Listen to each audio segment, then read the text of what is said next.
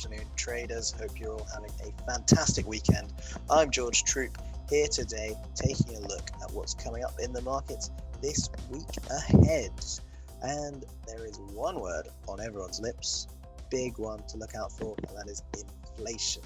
Ooh, scary stuff. But we have several key decisions across central banks coming up, two major central banking rate decisions, one from the European Central Bank, the ECB, the other one, the Bank of Canada. Looking at the data as well, big release coming up this week will be May's US CPI numbers, following surging prices across April. So yes, let's start with the ECB. Higher than expected inflation in May, coming up to 2% for the Eurozone. First time this year that it's been that high. Are they going to stay the course, or are they going to jump? The ECB had predicted that inflation would peak at 2%, but that's in the last quarter of 2021. So it's reached their target a lot faster than expected. Is that going to change their rate decision, their interest rates? We'll have to wait and see. I've seen some predictions saying, nope, they're going to stay firm, hold the course, no interest rate hike coming for a while. Despite this pickup in inflation, is it just natural occurrence with such low rates, reopenings as well, things like that? Oil prices, we'll just have to wait and see. So that is coming up. There's no rate change forecast, but markets will of course be keeping a keen eye on that decision when it comes up. Moving on to the Bank of Canada, they're going to be focused much more on COVID, you can imagine.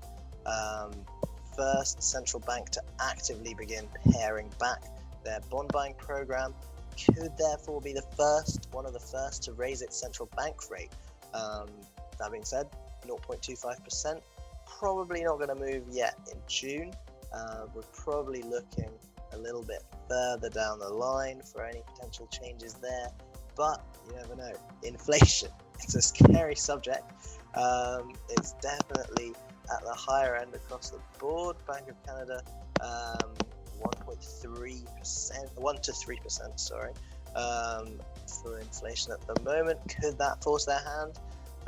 We will have to see. Seems unlikely, but we'll have to see. Focus will also be, of course, on QE, quantitative easing. According to Reuters, analysts across 6 of Canada's top retail banks believe the BOC is gearing up to further slow bond purchases. Could be scaled back to around 2 billion Canadian dollars per week. Current level is around 3 billion Canadian dollars, bang on 3 billion. So further reductions could come into play. That, again, will be interesting to see. Markets will, of course, be watching. Then moving on to data, May's US Consumer Price Index, CPI, for the USA is going to be released on Thursday. That, of course, is a key inflation metric, so will be monitored by the markets. Results for April were slightly higher than expected. It's a global concern. It's rising everywhere. Baseline and economic factors are there, so we'll have to see if the Fed ever gets moved to react. They keep using words like transitory and have been sticking firmly to their plan, more or less ignoring inflation, saying it's going to cool off and will fall back to their 2% target. But if this figure is higher than expected, will they be forced to act? We'll definitely be watching, as will the markets. So that is Canadian Bank of Canada rates coming out on Wednesday, ECB Thursday, and those CPIs on Thursday as well. Those are the big 3 things to look out for.